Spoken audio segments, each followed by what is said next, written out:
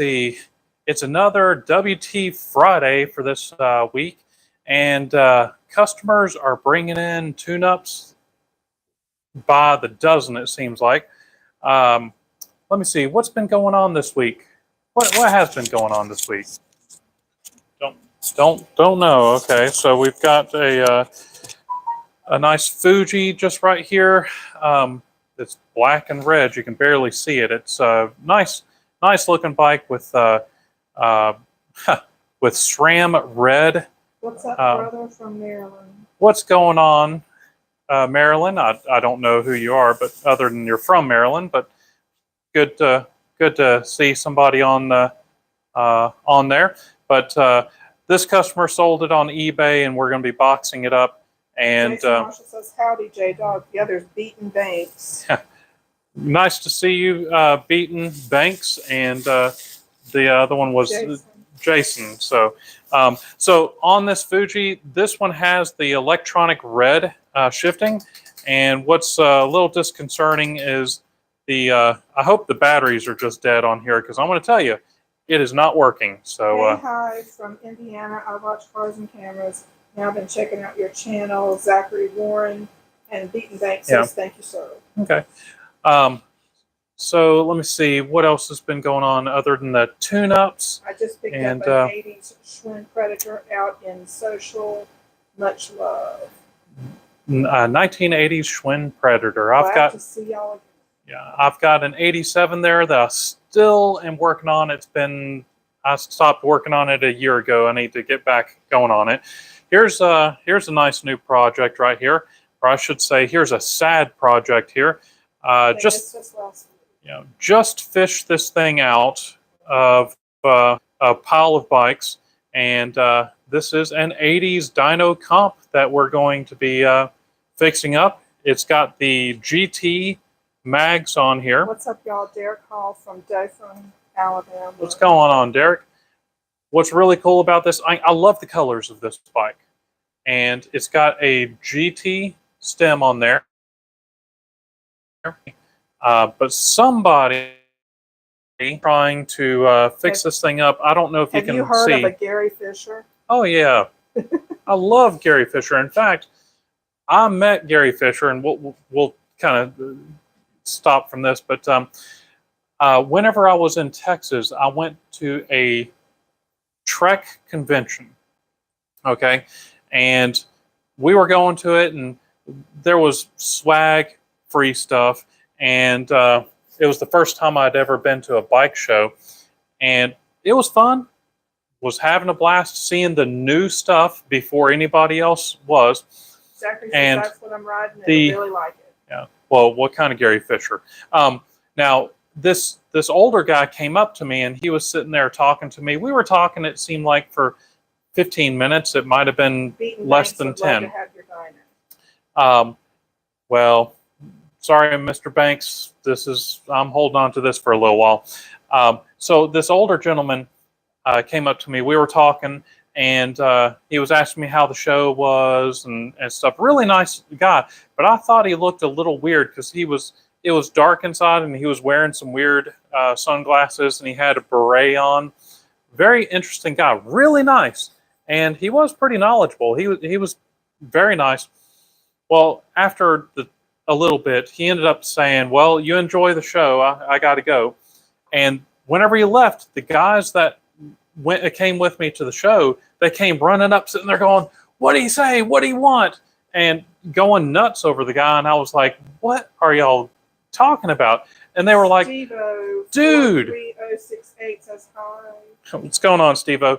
They were like, "Dude, that was Gary Fisher." And I was like, "What?" And I had a bunch of catalogs in my hand, and the top one was a Gary Fisher catalog, and I flipped it over, and there was a picture of Gary Fisher on the backside of the catalog. I had no idea I was talking to Gary Fisher. I was not a Gary Fisher fan before then. I was more of a Trek fan. But I'm going to tell you, that guy, he was very down to earth, very nice, and he was a guy that I'd love to ride with. After that moment, I loved Gary Fisher bikes, and I am always on the lookout for a Gary Fisher bike. I've probably got half a dozen around here, and I'll ride them every chance I can. Zachary says that's awesome. Yeah. So let me see. The Dyno Comp got those GT wheels that we're trying to fix up. This bike is in really, really rough shape, but as far as I can tell, it's most original, including the GT plastic pedals, which I can get freed up, but I'm afraid if I use them, they're probably going to break. Unfortunately, the seat is, well, oops, right there on Texas was camera. too hot for me in Kentucky now, but sure miss Nebraska.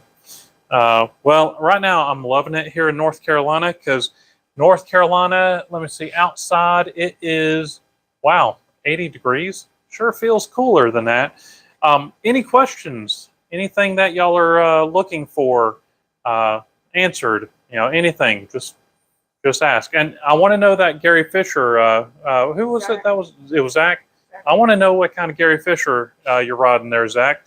Mark says it's still too hot for him with still 80 degrees. Oh, it's Tell them beautiful. what you're doing to the Fuji. Well, I thought I did. The Fuji, what we're going to be doing is we're going to be boxing this Fuji. And the way I like to box these, I'm going to be doing a video on this, but the way I do it is it's an excuse. We charge $60 to box the bike, and that's with Mountain bike, front suspension, hardtail. To box the bike, I think it's $60, but it includes the box. And so what we do is, basically, the way I look at it is I'm getting paid to put one of my bikes together, so it forces me to grab one of my new bikes, pull it out of the box, and get it put together, because I'm not going to leave it lying around unassembled, because parts can get misplaced. It can get scratched up. Plus we need the packing. So I end up using, I try to build at least 2 bikes, if not 3 bikes, to box this one, because I'm going to box this to within an inch of its life. Because when we get bikes in, they normally show up on a pallet. So it's a bunch of bikes all on a wooden pallet, and those bikes protect each other. The only ones that can potentially get damaged are the ones that on the edges, and those are the ones that might get messed up. When you're shipping an individual bike, there is no protection. So it's up to us to try to put as much protection in there as possible. But I will be videoing boxing it up. I'm going to show the steps on doing it. And also I'm doing it to kind of protect myself, to show that it was boxed properly in case if there's any issues. Plus also, if the guy gets it and he says, hey, the shifting isn't working, I can point out that whenever I got it, it wasn't shifting. Jason Marshall says, Jason, I have old school high flange hubs on a 20-inch rim taking 193 millimeter spokes. So Chip at C4 Labs told me I can use the same length spokes for a smaller, for an old school, oh gosh, it disappeared.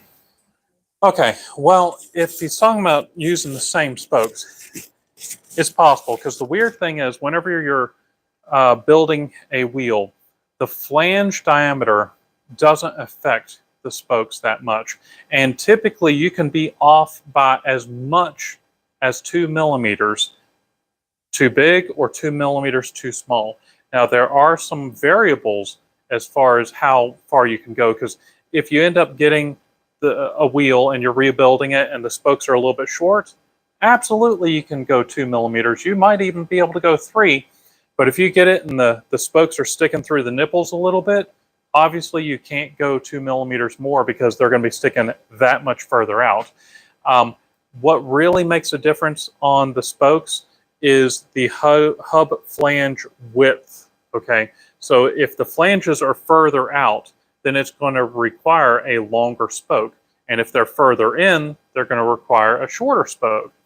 Somebody asked if there a good left-hand bike, because his right hand doesn't work very well. Good left-hand bike, yes. What you do is you just get your regular bike and you can convert things.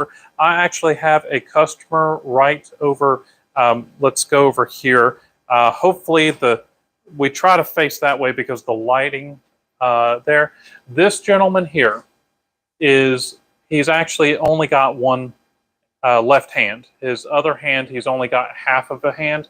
So everything has been moved over to the left side because he can't use his right hand. Okay, so both shifters are now on the left. Both brakes are being controlled by one lever. So this is any good bike shop. Here, let me slip past you again because the lighting and such. Yeah. So any good bike shop should be able to cater to your needs, whether you move everything to the left side or the right side. If that can be done, because that's what we do. Any other questions? Trying to get them back. Thank you. Says Hobby Days. Let me see what else is going on. You know, things have slowed down. Before, in the very beginning of COVID, I'll tell you, most bike shops were hopping. We had a great 2000. That was the best year we've ever. Excuse me, 2020. So, thank you. My wife was correcting me there. So, 2020, we had an absolutely amazing year. I'm talking, we didn't get any rest, but we were able to pay off a lot of bills. We were able to finish paying for the building next to us, where we store a lot of our bikes, and it was absolutely amazing. 2001 would have been another amazing 2021. Thank you. My wife is on the ball there. 2021 was also going to be an amazing year, except for the fact that we couldn't get bikes and accessories and parts. So 2021 was a little bit of a disappointment, but it was still hopping. 2000 prices were going up. 2022 is slow, and around here there's been a couple of bike shops that have gone out of business since COVID, and you may, where you're at, you may see the same thing, because we're still fighting with getting parts, and every day we're having to tell multiple people, I'm sorry, we can't get that for you. I can put you on the list. Well, our list that we've got is 8 pages long, front and back, in little tiny letters and numbers. And the problem is, unfortunately, we are not able to find the person. Whenever we get something in, we're going, okay, who was this for? You know, and we'll go by the list. The problem is they could be there, but they're so small, and front and back, so many back orders, it's just a mess. And some shops have chosen to close. Other shops were forced to close. Thankfully, we are in a better position because we own the building, and also I'm willing to work till the wee hours of the night, which unfortunately takes my time away from my family, and I'm sorry about that, sweetie. But you got to do what you got to do. Okay. Jason Marshall says, I have a 1980 Racing Incorporated gold frame with the crack on the seat tube. I can't keep the words. Okay. I was wondering if you knew anyone that wants to buy it. I'm probably asking around $400. Absolutely. The crack in the seat tube. Can you kind of move the? I'm sorry, I was trying to read. I know it's hard to do. The crack in the seat tube, that is a common problem on those racing frames.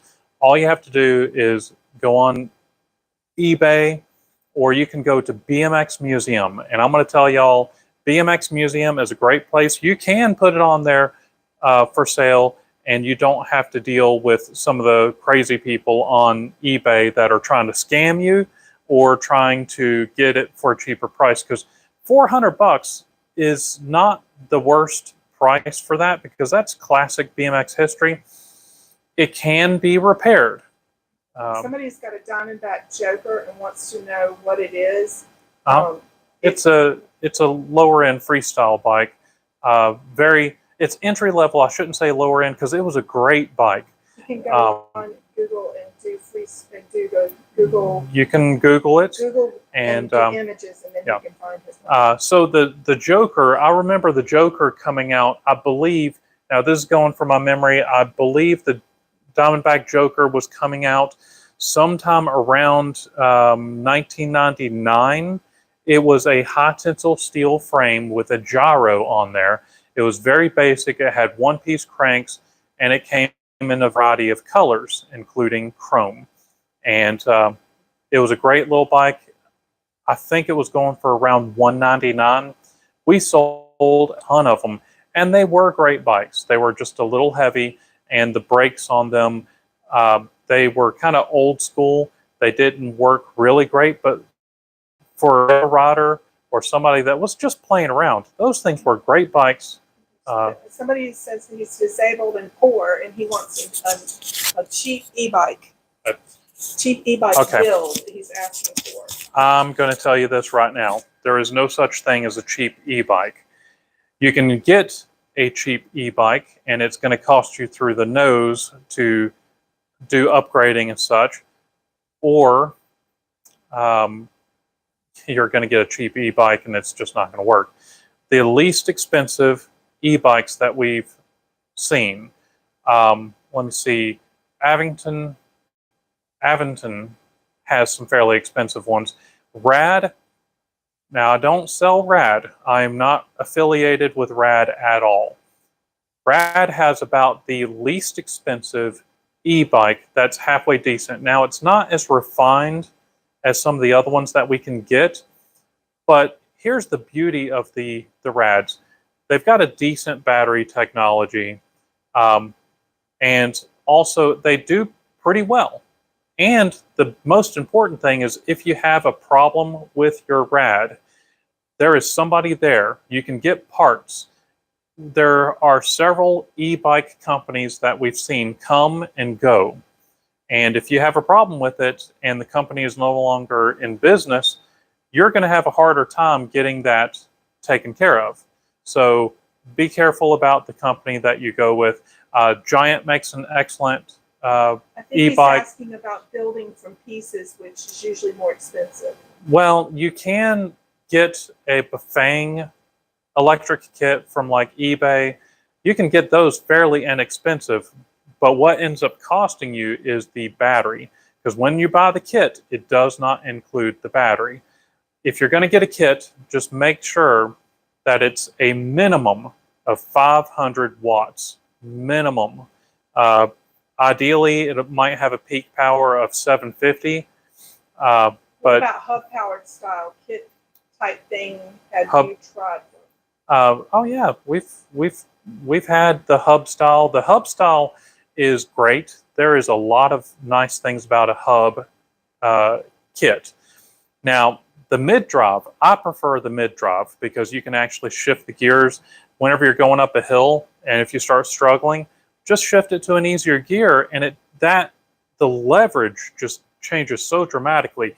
With a with a mid-drive, I've been able to do wheelies with those. However, be careful because those loop out super easy because there is a slight lag. So whenever you're wanting to stop with the power, there's about a 1 second lag, and that 1 second is enough to make you go too far.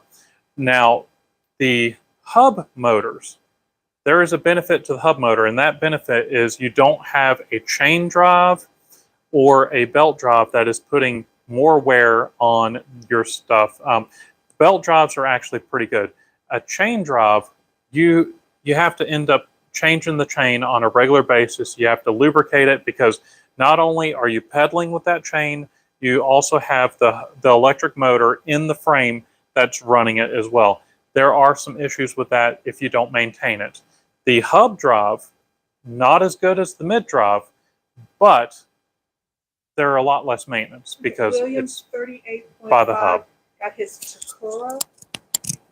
Takura, T-A-K, Takura, just serviced. I Okay. wanted to tell you about it. Okay. Takura, I'm not familiar with that one. Hopefully my microphone still works. Takara, baby. Takara. Tribute, serviced again. It's a 1980 upgrade to Shimano. Takara. Okay, sorry. Yeah. So yeah, there's plenty of those around. And he said he put an E-kit on that one, or just had it serviced. Got this STI shippers. Yeah. Now the Takara, that one has a more narrow rear end. Probably it has a 126 millimeter rear end, but then again, it is a steel frame, and you should be able to safely widen the rear end to put the newer hub in, because the newer ones are 130, so you only have to spread it 4 millimeters, which is fine. Do you possibly have any Haro 20-inch rims in stock right now? Any Haro 20-inch rims? I do not have any Haro 20-inch rims, but Haro didn't actually make rims. Williams said it was a 135 space. A 135. 135 spacing on the Takara. Okay. Oh, well,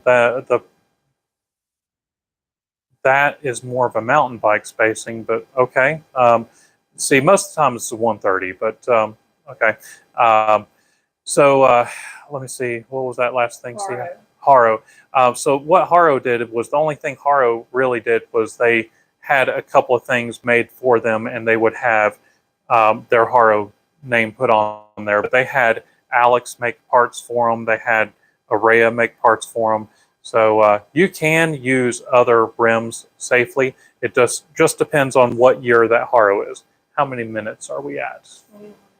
We're at 21 minutes. My gosh, these are supposed to be 10-minute videos. So, you know, it was great talking to y'all. I guess we'll see y'all next Friday. You know, please, you know, check out for my videos. And 20 people watching. Well, thanks again, everybody. We will see y'all Tuesday, and we'll see you next Friday. So 2 Fridays in a row. yeah, thank you all very much. All right, bye. See you next week. Thanks for your time. Yeah.